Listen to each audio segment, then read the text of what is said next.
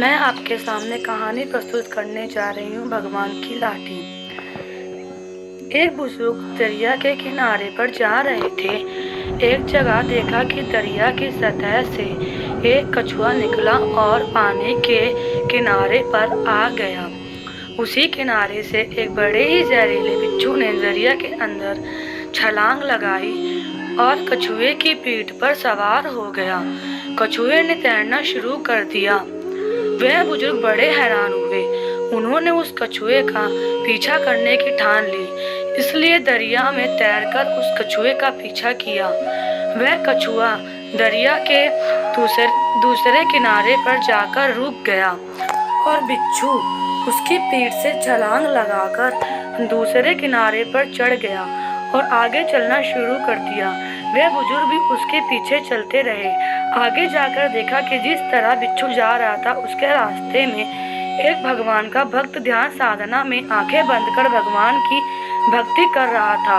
उस बुजुर्ग ने सोचा कि अगर ये बिच्छू उस भक्त को काटना चाहेगा तो मैं करीब पहुंचते से पहले ही उसे अपने लाठी से मार डालूंगा।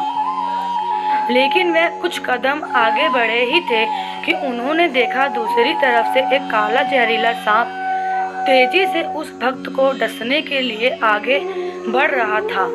इतने में बिच्छू भी वहां पहुंच गया और उस बिच्छू ने उसी समय सांप डंक के ऊपर डंक मार दिया, जिसकी वजह से बिच्छू का जहर सांप के जिस्म में दाखिल हो गया और वह सांप वहीं अचेत होकर गिर पड़ा था।